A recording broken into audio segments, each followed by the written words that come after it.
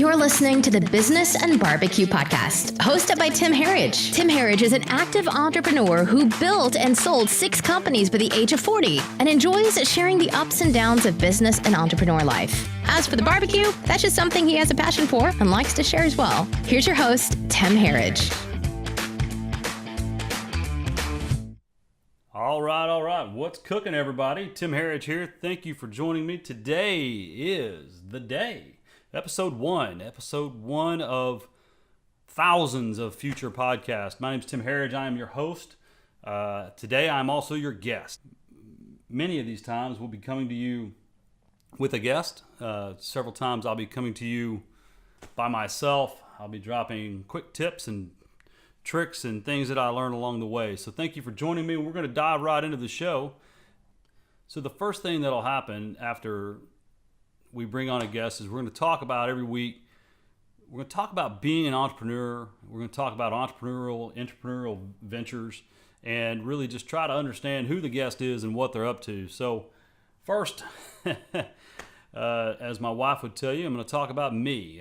My wife may even tell you that I'm my favorite subject. Either way, my name's Tim Harridge. I am 40 years old. I have been buying and selling houses for most of my adult life. I spent 5 years in the United States Marine Corps. I was an intelligence analyst. I got to travel the world and meet a lot of great people. And during that time, I really got exposed to what it was like to work a W-2 job. As a sergeant in the Marine Corps, if we worked 10 hours a week and it was a lazy week back on the base, we ended up, I got paid $1,810 a month. And if I went to combat and worked 20-hour days and put my life on the line, I got paid $1,810 a month.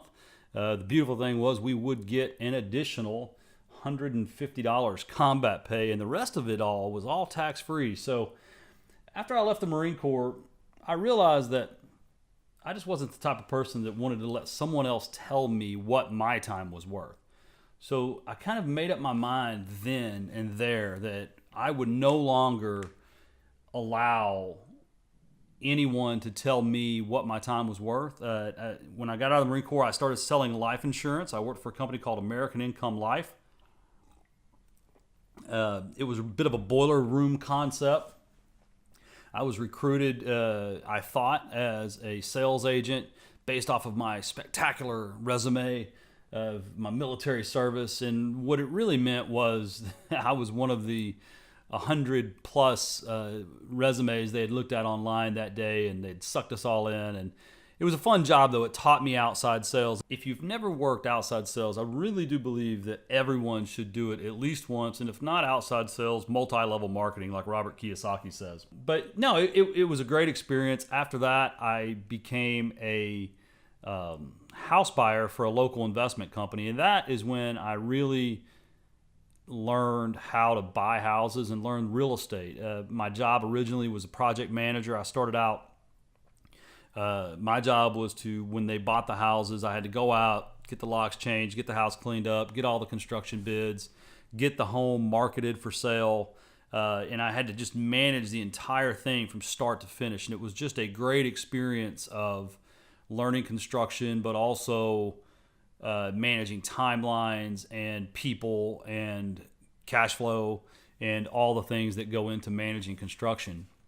After that, they started teaching me the acquisition side, and the acquisition side was when you actually went in home to meet with the homeowner. And I had a natural knack for it. I think a lot of it had to do with that life insurance sales experience. So we were doing really well. And one of the gentlemen that we had bought a bunch of houses from that year, this is 2003, was named Bobby Roan. And Bobby had one day said, if those guys ever make you mad, you come east with the geese. And east with the geese is just, Bobby's an old Texan. Well, come the next year, I just wasn't happy with where I was going because I always wanted to own my own assets. I wanted to have rental property. I wanted to have long-term financial freedom. And I knew that was obtained through rental property. And so Bobby made me an offer, and I went and worked for Bobby in 2003. I bought 111 houses for Bobby, and I sold 87 of them. And that was the year that I really learned this business. But yet again, come to the end of that year, Bobby and I had said that we would. He had told me after a year we would start buying rental properties, and we were number one in the nation in buys and sells. And he didn't take me to the annual convention, and I got my feelings hurt.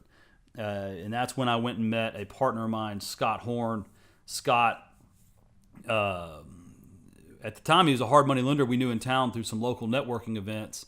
And I sat down with Scott at a Spring Creek barbecue up in North Garland, Texas, trying to get him to loan me money. I was going to go find my own houses. I was going to fix them up. I was going to sell them, and I was going to make all the money. I was tired of working for someone else. Well, Scott leans across the table and says, Tim, we like the way you work. I like your honesty, your integrity, your work ethic. Why don't we partner and you can just use all of my money? And when someone like Scott says that to you, you say yes. So I immediately said yes, and we formed Sprint Partners LP and ended up in a year bought, I want to say 60, 65 houses. Most of them we kept as owner finance notes, which would come to serve me later, but at least I was able to start building my future. I was able to start owning assets for the long term, and those assets still pay me today. And it was just a great experience. But after a year there, I met my future wife, Jennifer Rainey at the time. She had recently bought a Homevestors franchise, and she had just gotten into this wholesaling business. She never really had wholesaled before. And so actually Kitty Cloud at the title company said, well, if you want to wholesale this one house, it was on Healy, call this Tim Herridge guy. So Jennifer called me. I went and looked at it. I actually turned around and sold it to another investor for more money than Jennifer made selling it to me. So the joke is we got married to keep it all in the family. So that was kind of how we met. And then the year after that, I actually left the partnership with Scott and went full-time partnership with my then wife, Jennifer. And that's where really my journey of being an entrepreneur started, because I took over the lead in the company, and in 2006, I want to say, 2006, and we rehabbed about 80 houses, and that means we had to pay for all the advertising to find them. We had to go get them contracted. We had to pay to buy the house. We had to pay to fix the house. We had to pay to own the house while it was vacant. And then we had to get the marketing and sales done to sell the house and get rid of the house. That's when we had 5, 6 W-2 employees. We had a wrapped truck, this F-150 that was wrapped for my construction manager. And we were spending $60,000, $70,000, $80,000 a month in overhead. And that was great because we were making 2, 3, 4 times that because the market was fantastic. But what it did also was spoil me. So this was in 2006 and 7 when the real estate market was really just firing on all cylinders. And what happened was we got way out over our skis. We were building $1 million house to live in. We were just buying more houses than we can touch. And that's when August of 2007 happened, and the market dropped out of the bottom dropped out of the subprime market. And then next thing you know, here we are with over 30 vacant houses that we're fixing and selling. And that began 08 and 09, when I say that I could have paid someone to come to my house, kick me in the groin, and I could have went back to bed, and I would have made more money and been in less pain than what I was going through with my houses. But we were able to work hard and get out of all the houses. We lost a lot of money. We basically paid for the sins of 06 and 07. We gave all the money back in 08 and 09. And in 2010, I was forced to reinvent myself. So we had basically shut off all marketing in 08 and 09. And then in 2010, I started marketing again. I started wholesaling. But I wasn't a part of the Homevestor system anymore. Now, I missed the networking. I missed the powerful opportunity to sit down with peers and to gain their wisdom and their insight. And so in late 2010, I decided, hey, I've got a great idea. I'm going to start having an annual convention. And so that's when I formed the REI Expo. I called Arnie Abramson up, and Arnie, I said, I want to do this and I want your help. And he said yes. And the rest, as they say, is history. But we had our first event in January of 2011, had about 200 people there. The other day I found some videos where I was just so excited. Just the energy in the room was just really, really good. And that's really when I personally broke into the national scene. Well, what happened after that was I was encouraged to grow it and go beyond Dallas. And so we had a Houston, and then in 2012, we had another Dallas event. And that year we did it in Richardson and ended up having 400 and some people. So we had doubled in a year. And then later in that year, we had one down in Houston, and that event was okay. I mean, we had about 200, but that was kind of the idea. And then in 2013, we were going to do it even bigger. And so we rented the Hearst Conference Center. And at that point, we rented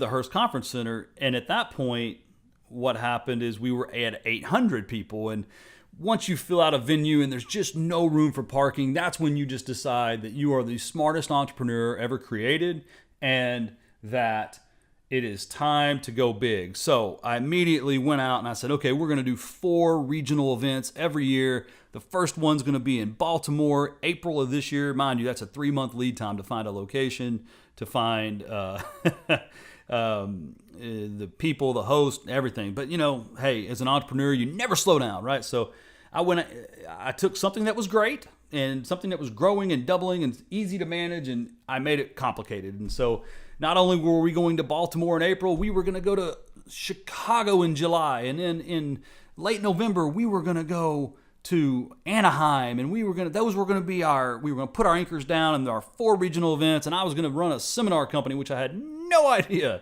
how to run, but I did it anyway. And it was fun, and we made a lot of money. And through the expo in 2013 in Dallas, I met a lady named Julie Pettit. Julie was an attorney at the time at a title company I was using. Well, Julie gave a speech at the expo. She liked how well it was run, and she also ran contracts for the 5-Star Corporation, who hosted the big 5-Star Expo conference and expo every year. Through the introduction to the president of the company from Julie speaking at the expo, I met Ed Delgado, and Ed invited me to give a speech on debt and real estate investors and really just understanding the real estate investment market. He was a visionary. He saw the future of the single-family rental space. And by then, the hedge funds were buying, so he saw that it was a multi-billion-dollar play. So I give this speech, and afterwards, this gentleman comes up, who I won't say his name, comes up to me in a nice British accent, says, Tim, we're working on a project, and we need your help. Come to find out, he had started the largest home buyer in the nation, and he had a lot of entrepreneurial experience and was really just, it was a fantastic introduction. So the next day after the 5-Star Expo, I end up in a conference room in Dallas. A couple weeks later, I'm in a conference room on the 40-something floor of Park Avenue at the Blackstone office. And if you've never been to a meeting in New York, here's the way it went. Hey, we want you to come to New York. Okay, great. I don't hear anything for 2 weeks. On a Tuesday, hey, can you be in New York on Thursday for a meeting at 10 o'clock? Well, yeah, sure. Okay, great. See you there. And that's it. So I take the morning flight. I fly out to New York City. I get in a cab and I get over there, and I had the time zones wrong because I really wasn't that experienced in, booking something in another city and time zone business-wise. So most of what I had done had been in Texas. So I show up to the meeting an hour early. They're like, well, the meeting doesn't start for an hour. And, in my world, if someone showed up an hour early, I've got time to sit down and talk with them. In their world, I come to find out, everything is run in 15-minute increments. So I go around the corner. I text my friend that lives in New York. Hey, where can I grab a bite to eat? I grab some food. And I have a drink because I'm nervous. I go back and I'm in this 2-story lobby overlooking Central Park. It's mahogany walls, marble floors. I'm pretty sure the handrails on the stairs are made out of gold. And I'm like, what am I doing here? I mean, I had to. My dad told me I had to go buy a new pair of shoes for the meeting. He said, "Do not wear boots," and I listened to him. I wore shoes to the meeting. Anyway, we go into the meeting, and I think I'm meeting the gentleman that I met in Dallas, and a person or two from Blackstone. Well, I go in, and there's 15 people around this massive conference table. And the guy that they really wanted me to meet wasn't available. And anyway, we start talking. We're talking about real estate investing, the single-family real estate investment market, and all these other things. And the next thing you know, the guy that was supposed to be in the meeting comes in. He spends like 3 minutes, and the guy that had invited me tells me kind of, hey, tell him about this. Hey, tell him about that. And the guy spends 5 minutes in the room, says, hey, I've got to bounce. Good to meet you. Hope we can do something. And he leaves. And I'm thinking, wow, I just really messed things up. Well, then the guy that invited me said, okay, Tim, well, thanks for coming. And I look around the room. I'm thinking, oh, my goodness, I must be horrible at New York meetings. And so anyway, I get on the elevator. I go downstairs. I'm thinking I was going to be there for hours, right? I mean, they had me fly up. Surely I'm going to be here for hours. 30 minutes after I tell my wife that I'm at the building, I'm texting her, telling her I'm done. And her response is, what did you do wrong? And I'm like, I don't know. Anyway, long story short, a couple weeks later, they call. They say, hey, we want you to be a consultant and help us get this company off the ground. And that's when I joined B2R Finance in October of 2013. That's when we named it. That's when we started it. And that's when we changed the single family real estate investing business. It was a wild time. A couple months later, they hired me full time as the managing director. I headed up all sales, marketing, business development. We did the first single family rental securitization in April of 2015. Shortly before that, we were part of a project where we hired a CEO that was going to take the company over and grow it beyond our wildest dreams. His name was Jason Hogue. Jason came in. We acquired lending.com. We acquired Dwell Finance, and we were growing. And it was about spring break, right before the first securitization. I just realized I had betrayed my roots. I had left my entrepreneurial spirit, and I was now a salaried employee waiting for my bonus. And I looked at my wife in about May, and I said, I can't do this anymore. And many of you listening may be in this situation now, or may have been in this situation in the past. And what I did is I went to the CEO. I asked him to reassign me as a regional president where I didn't have to travel that much. The travel was killing me. I was on a plane 4, 5, 6 times a week. It was going to be a little bit more production based as far as my compensation. But even then, I just wasn't happy. I wasn't happy. I answered to someone. I had a job, and I didn't want to have a job. And if I had a job, I wanted it to be for myself. So in July of 2015, I resigned, and I started the 2020 REI group. And I made a classic error of an entrepreneur. I took this big, crazy world of being corporate, and I tried to push it into my small business that was already making really good money. And we, instead of drawing up a business plan, we just winged it. And I am like a bull in a china closet. I mean, I just knock everything out of my way, and I just keep going and going and going. And next thing you know, we're spending all of our profit.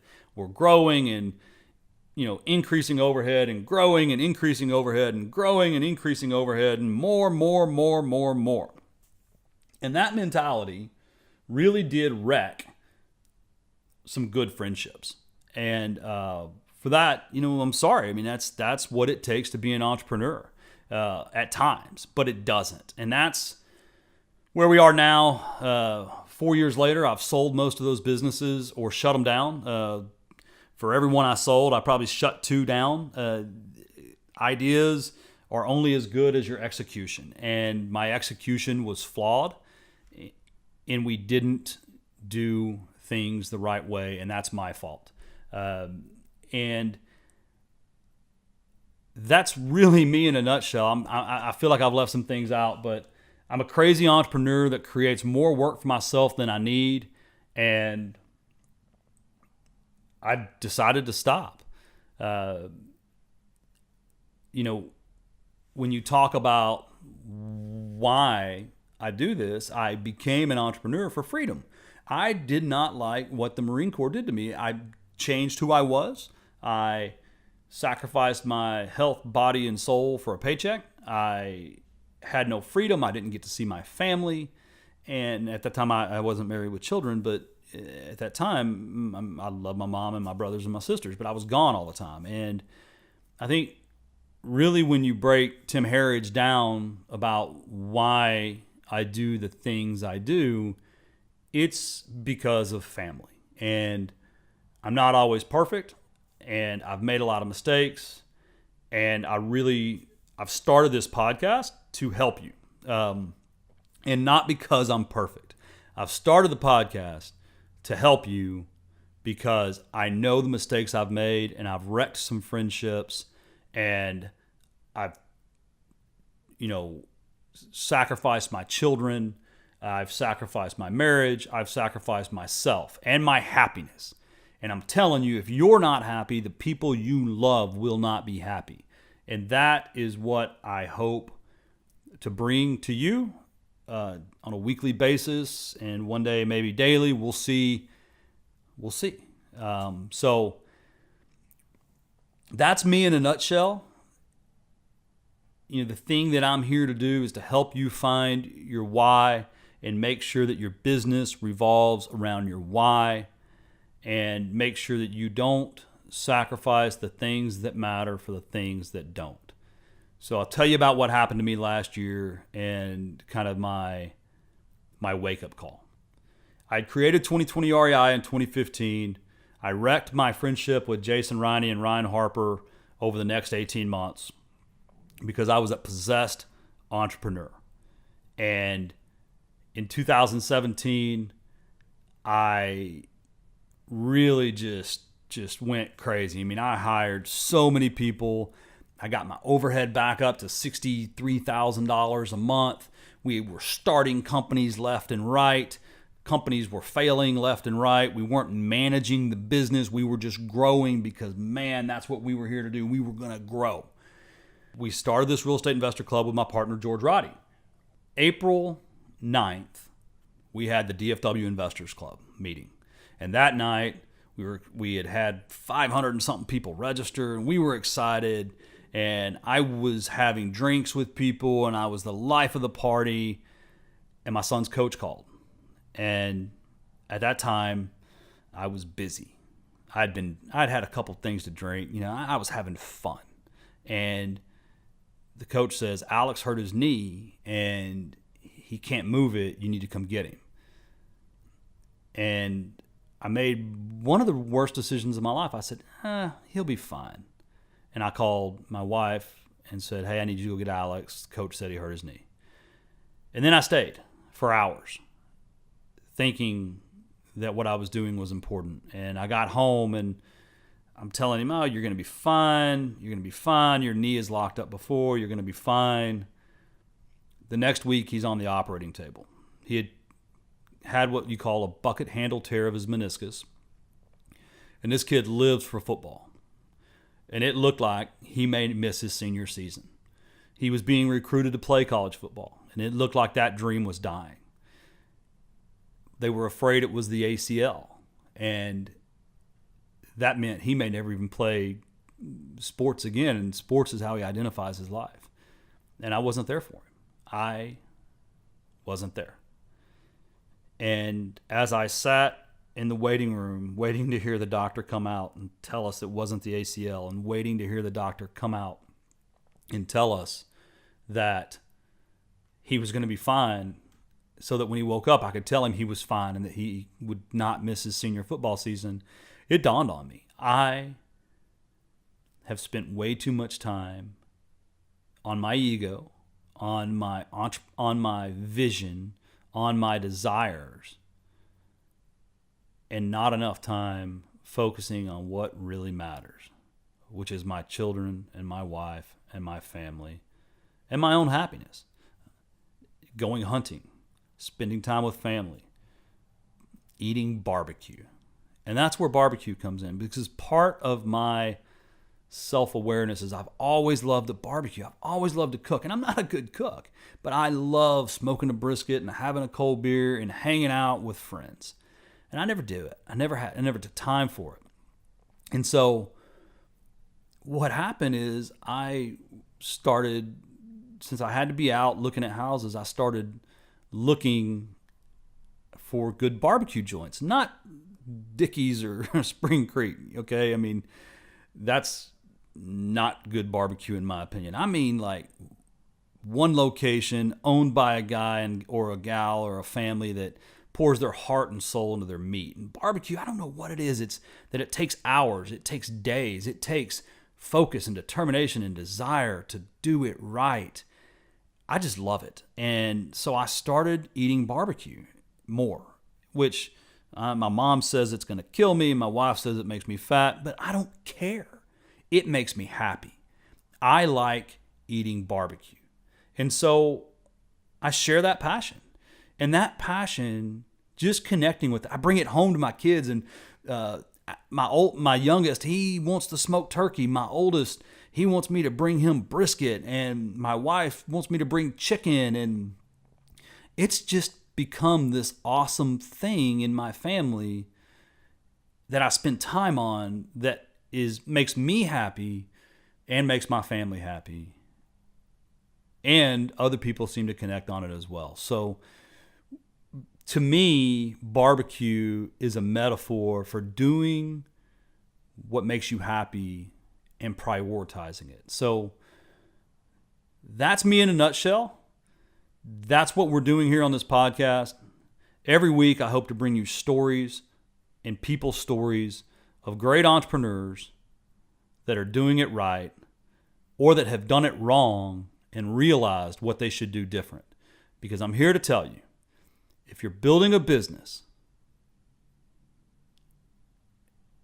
that is all about being bigger and there's not a real reason behind what you're doing it wrong.